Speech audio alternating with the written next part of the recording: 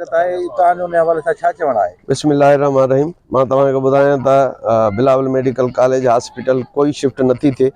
असां Bilawal medical college जा professor, ख़ासि करे असांजा कंसल्टेंट ऐं मां इंतिहाई शुक्रगुज़ार आहियां असांजे वाइस चांसलर साहब जो, जिन पंहिंजूं अणथक ख़िदमतूं ऐं महिनतूं करे हिन असांजे कॉलेज ऐं हॉस्पिटल खे पंहिंजो सहकार कयो आहे।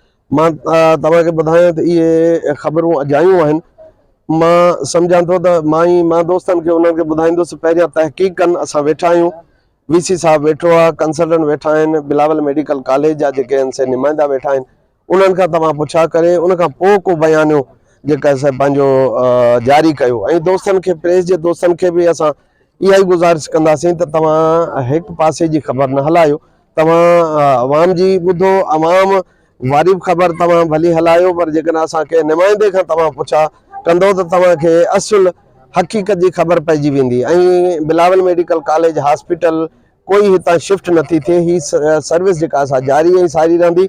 ऐं आउं निहायत ई शुक्रगुज़ार आहियां असांजे मान वारे वाइस चांसलर जो, जिन अणथक ख़िदमतूं ऐं अणथक महिनतूं करे असांजी ही हॉस्पिटल लेप्रास्कोप सर्जरी ताईं पहुचाई आहे। मां तव्हांखे ॿुधायां त असां वटि लेप्रास्कोपिक सर्जरी गाइनी खां शुरू कई आहे ऐं असां कोशिशि में आहियूं त असांजी लेप्रास्कोपिक कोलिसिस्टेक्टोमी थिए, पिते जा ऑपरेशन असांजा उहे बि लेप्रास्कोप ते थींदा, पर उन में थोरो टाइम लॻंदो।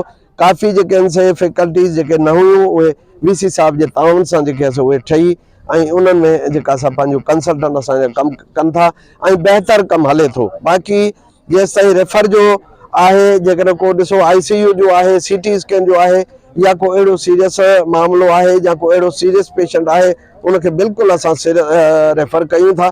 ऐं उहो हिकु धिको हुजे थो ऐं उनखे असां पंहिंजी हितां एम्बुलेंस ॾेई असां उन्हनि जी पोइवारी करे उन्हनि जी असां उते जेका असां हॉस्पिटल में वरी उन्हनि जी जॻह तां कराईंदा आहियूं। महिरबानी।